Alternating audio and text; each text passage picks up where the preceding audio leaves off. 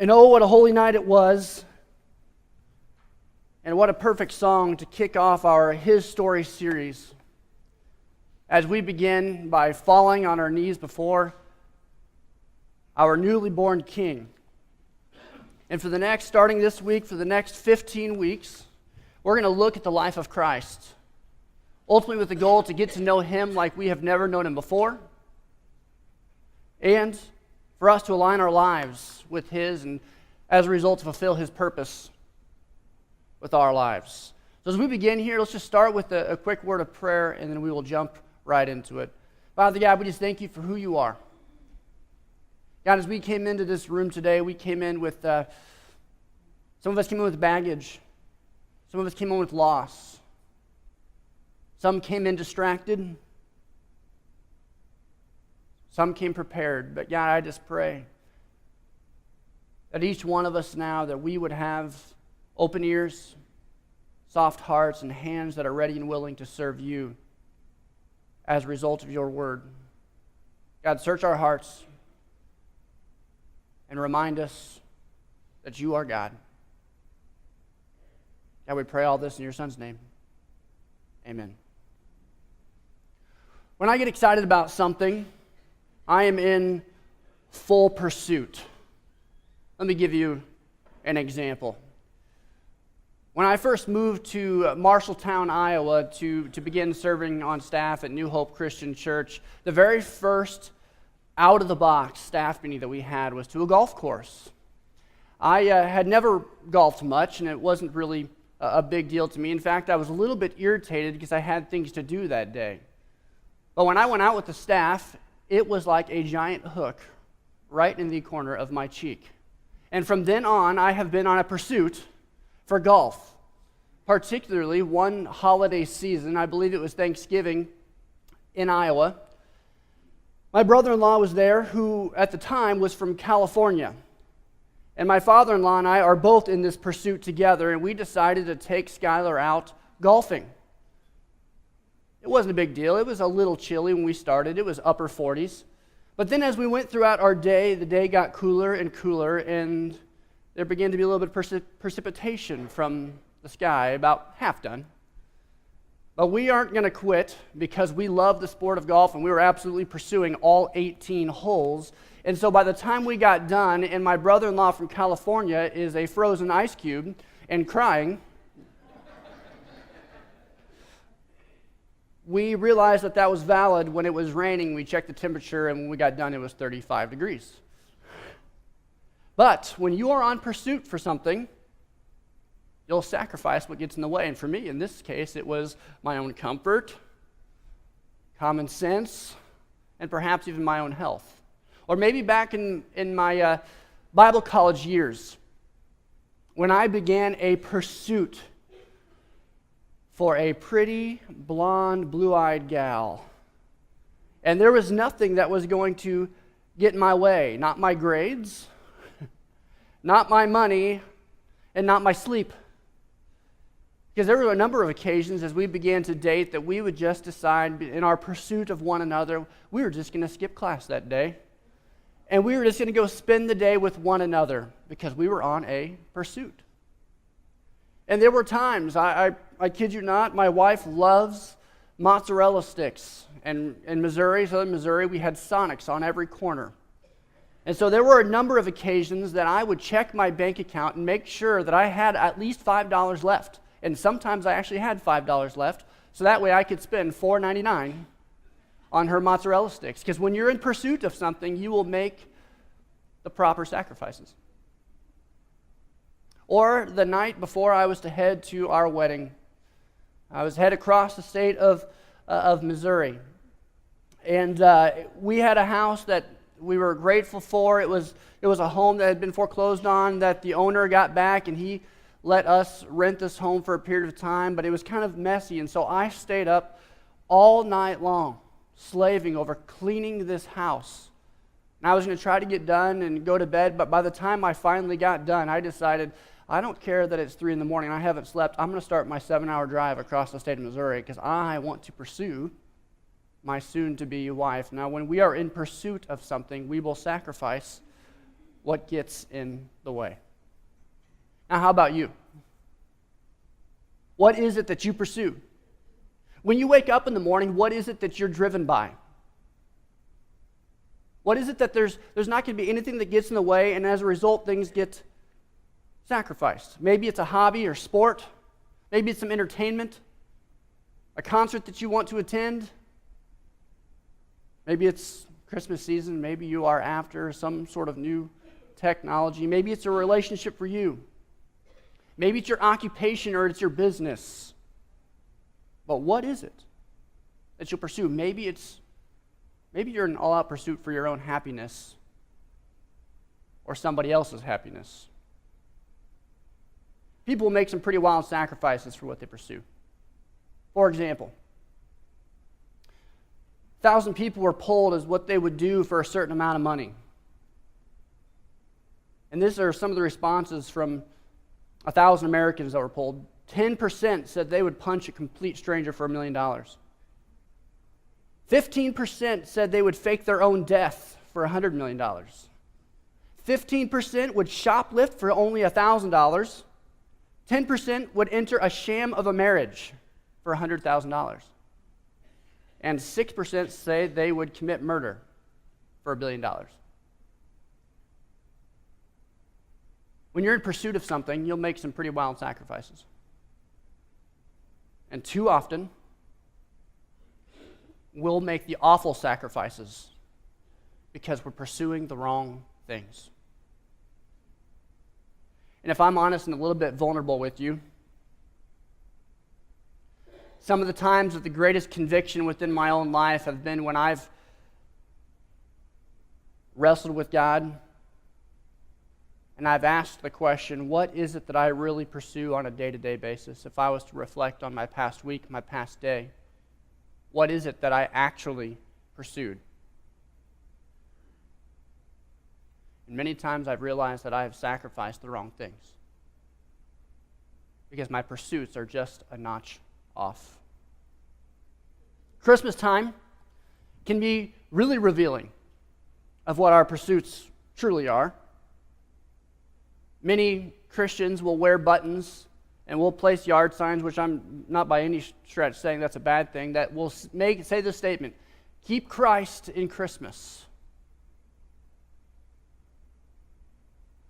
But if we really went poking around in some of our lives, I think we would at times struggle to find that Christ is really what's the focus of our Christmas.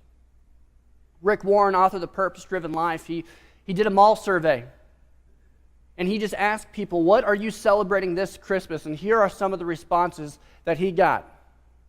I'm celebrating that I made it through another year. I'm celebrating that I'm home with family. I'm celebrating that I got a Christmas bonus. I'm celebrating that the candidate I voted for got elected. I'm celebrating that, this is me, I finished all my shopping. And some said, I'm not celebrating anything, I'm just trying to survive. While some of these things are okay, it tells us that in the midst of the Christmas season, many of us are in pursuit of the wrong things. And here's the point. What we pursue determines what we sacrifice. So what is it that you are pursuing?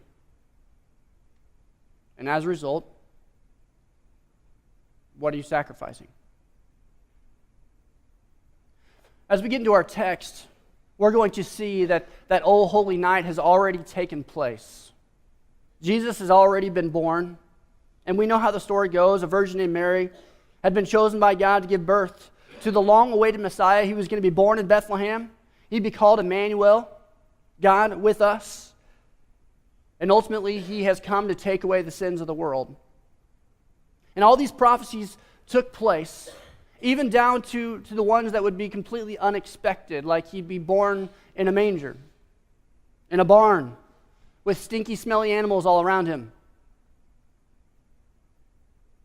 The heavens rejoice, the angels sing, and the shepherds had come to worship because Jesus was born.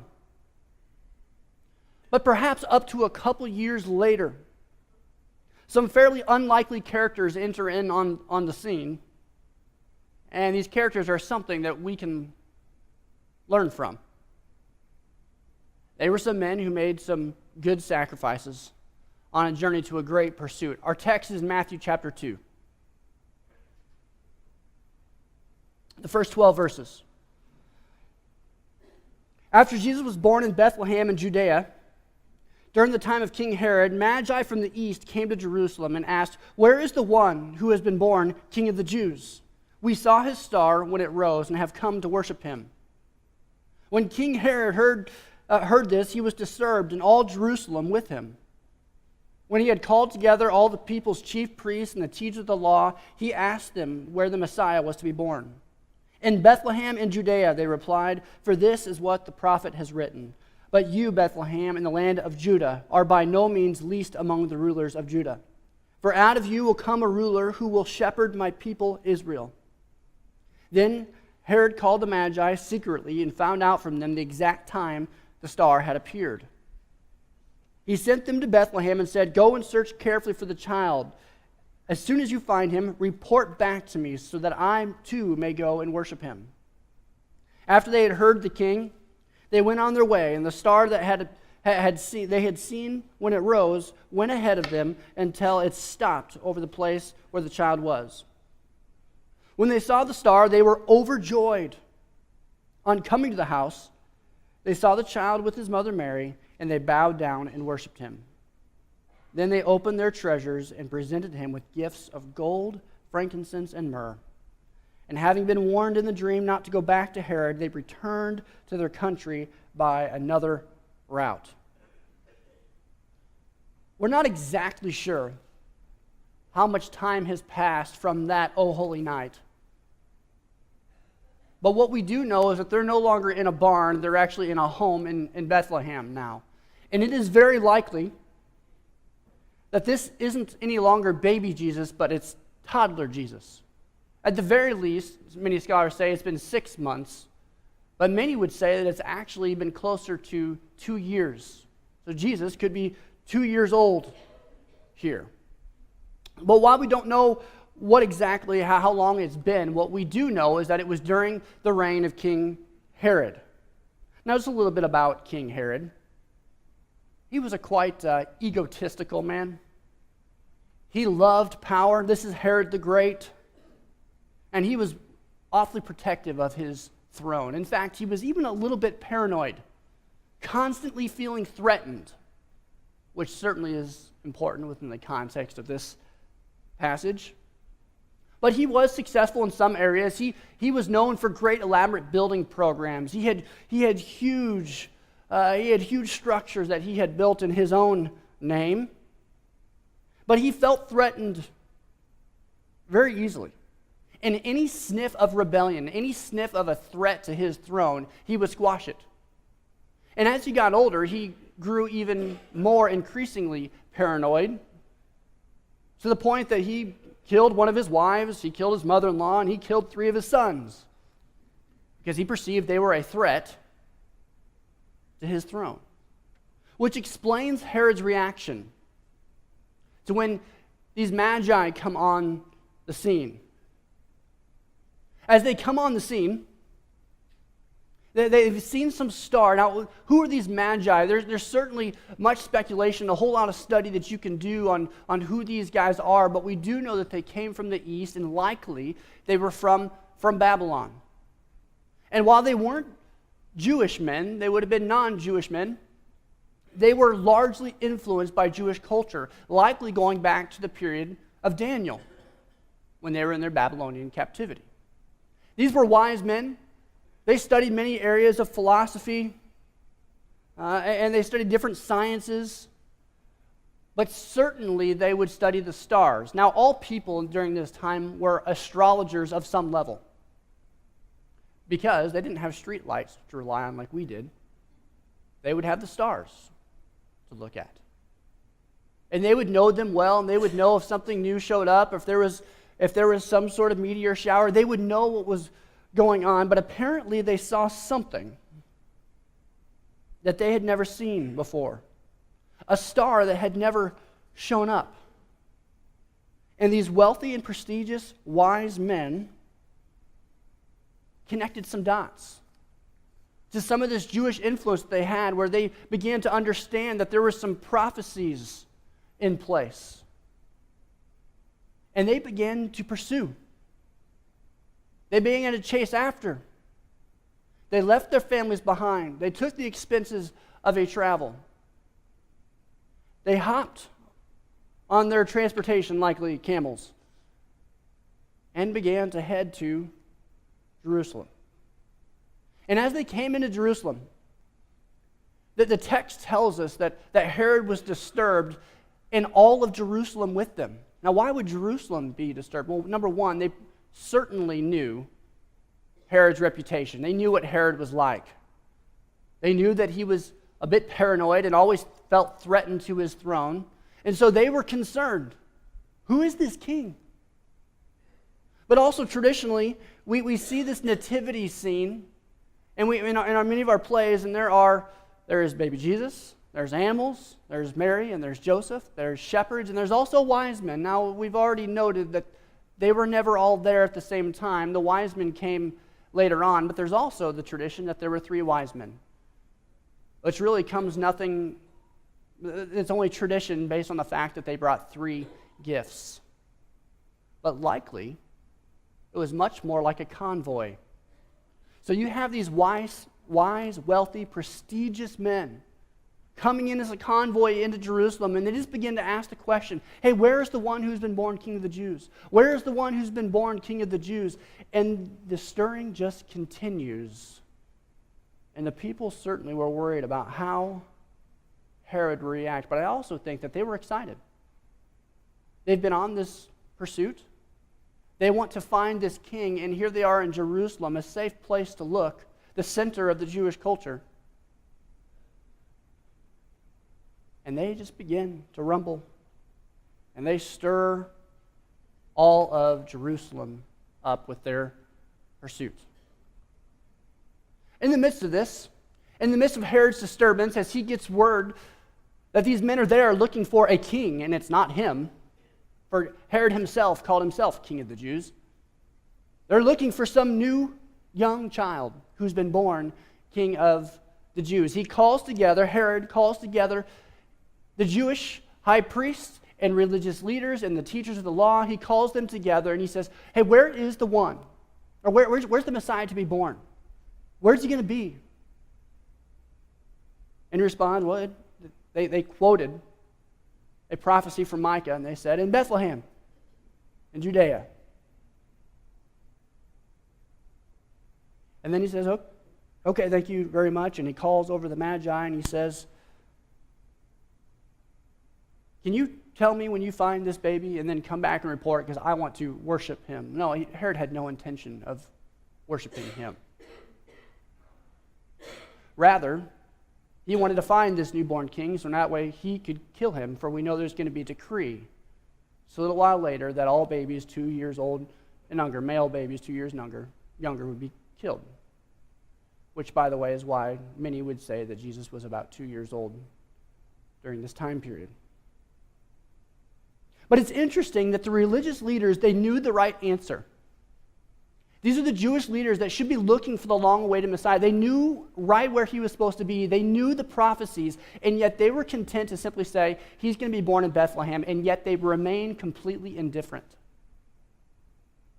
They continue about their business. They just give the prophecy like it's that simple. He'll be born in Bethlehem. And then they move on. So now we have hostile Herod, who feels threatened by a newborn king, and we have the indifferent religious leaders that are just content with their traditions and the status quo of what they do on a day-to-day basis. And as the Magi get called in, and Herod says, report to me where this baby is, they agree, they nod and smile, and they head back on their way. And as they head on their way, they see the star moving once again. Now, there is a whole lot of speculation. What is this star? What was it? Was it Was it some sort of comet? Was it aligning of the planets? Was it the moon doing something funny? Many people have long time speculated, and quite frankly, I don't really care. Because rather what I think is happening here is this is the very Shekinah glory of God. The Shekinah glory is simply this, God's manifested glory. It was something that pointed to God's presence, kind of like a pillar of fire that would lead people in a certain direction, or kind of like a burning bush, a place where God's glory was manifested, pointing to the very presence of God. And sure enough, they followed and point to God. It certainly did. Because in chapter 11, or in verse 11, it says, as they got to the house, they saw the toddler with his mother Mary. And in that moment, they saw the Son of the Most High. They saw Emmanuel, God dressed in flesh. They saw the King of Kings and the Lord of Lords. They saw God's salvation, Jesus, the one who would take away the sins of the world. Their pursuit was complete. Their sacrifices were well beyond worth it. They dropped everything.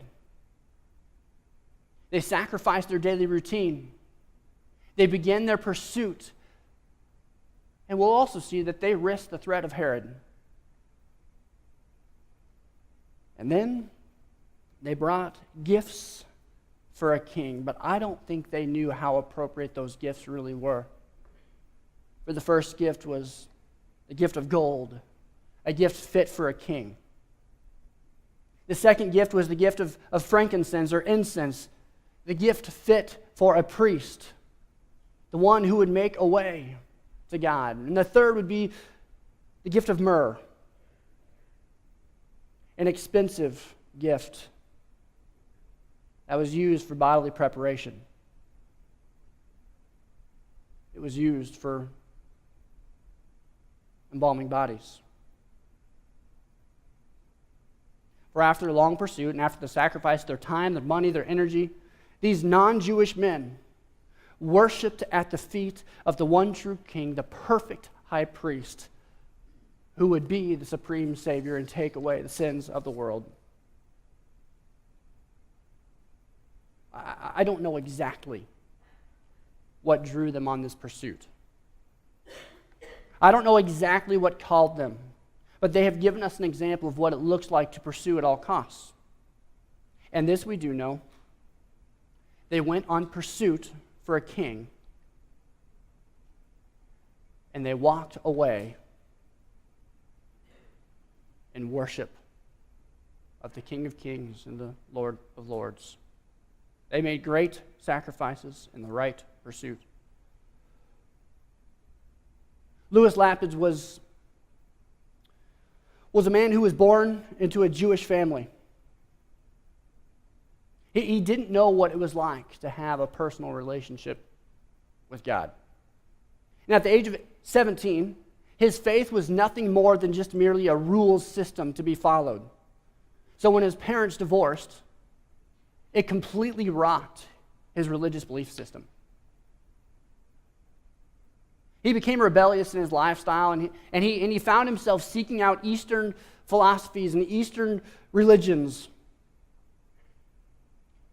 And he did so while he was serving within the Vietnam War, where specifically he found himself seeking, pursuing some level of spiritual truth within Buddhist temples.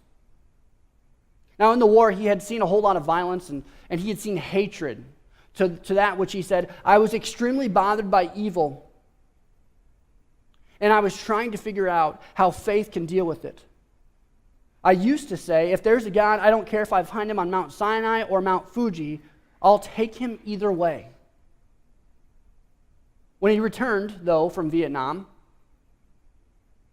he had a newfound taste for marijuana, and he had plans to become a Buddhist priest. He began trying to find a life, working off all of his bad karma which really just left him empty, where he found himself in a depression and experimenting with LSD. His spiritual pursuit continued, but he remained empty-handed. One day, he had an encounter with, of all things, a street preacher. And he began to debate with this street preacher, because he has been pretty sold out to some of these Eastern philosophies, these Eastern religions, where even people on the street began to engage in this debate between the two. But in the midst of this debate, he realized that his religious beliefs were nothing more than what he could create within his own imagination. It was all just a figment of his own mind. And he said this: if I find God, he's got to be objective. I'm through with this Eastern philosophy that says it's all in my mind and I can create my own reality. God has to be an objective reality if he's going to have any meaning beyond my own imagination. And his pursuit continued. Later, as he had more encounters with other Christians, they brought up the subject of Jesus. Remember his Jewish background. They brought up the subject of Jesus and the fulfillment of so many Old Testament prophecies. And his world began to turn upside down when he found Jesus as the fulfillment of his childhood Jewish scriptures. Pretty soon, Lapid said, I was reading the Old Testament every day and seeing one prophecy after another. For instance, Deuteronomy talked about a prophet greater than Moses who will come and whom we would listen to. I thought, who can be greater than Moses? It sounded like the Messiah. Someone as great and as respected as Moses, but greater teacher and greater authority. I grabbed a hold of that. Take note of this. I grabbed a hold of that, and I went searching for him.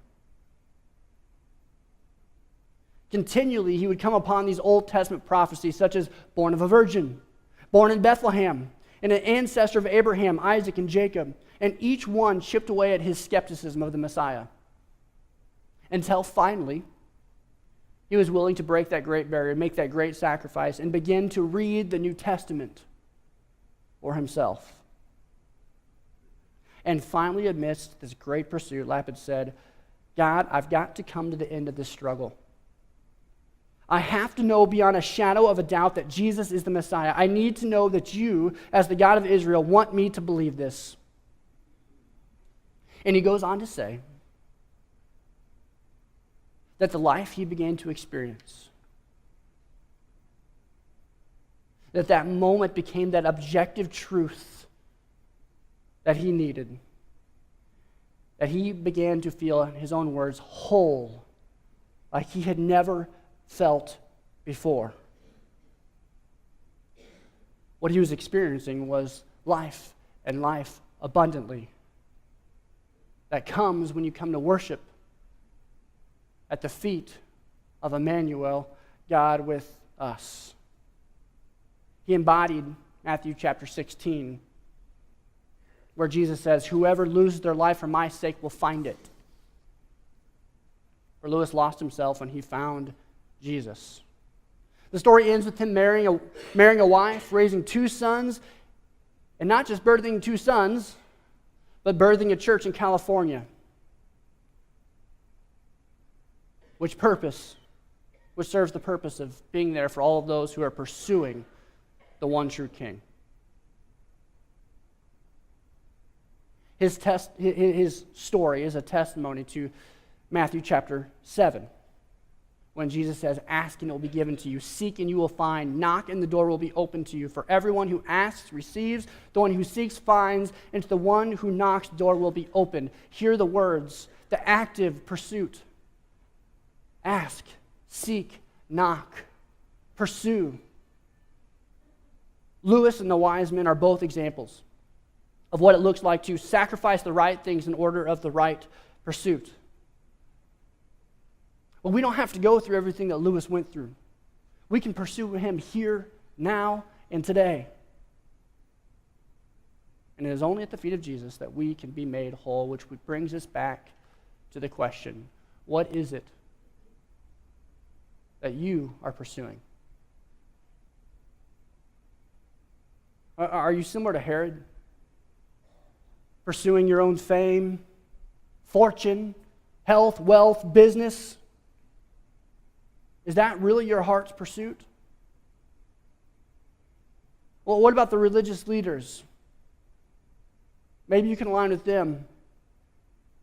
They knew the right answers, but really they would rather pursue their own tradition. They would rather pursue the status quo. They want their lives to remain the same rather than allow Jesus to rule their lives as the one true king. Can I just say, I have yet to have anyone tell me at the end of their life that what they desire more than anything is that they would have put their kids in more youth activities and youth sports. I have yet to have anyone at the end of their life tell me that they wish they would have sacrificed their family even more so that they can make an extra buck. I've never had anybody at the end of their life tell me that they could have just touched one more dollar bill. For as one of my professors once said, I've never seen a hearse pulling a U-Haul.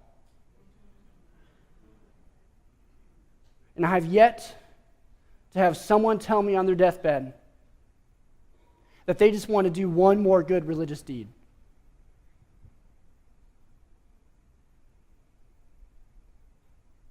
The religious leaders' traditions have died and are even somewhat laughable today. If you want to laugh at some of those, I've got a Mishnah in my office, and you can see some of their traditions that they had in place. Herod's kingdom, that he had spent all of his time and his money and his energy, all of his pursuits on building this great kingdom, keeping his throne and building more facilities and buildings, are all in ruins today.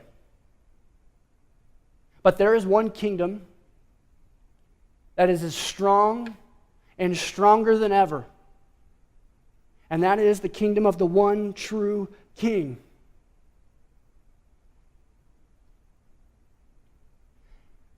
We want to keep Christ in Christmas. It's remembering the truth of that kingdom. So what is it that you're pursuing? Or maybe we should just flip that question here just a little bit. What sacrifices do you need to make to pursue the right thing? What sacrifices do you need to make to completely pursue Jesus today?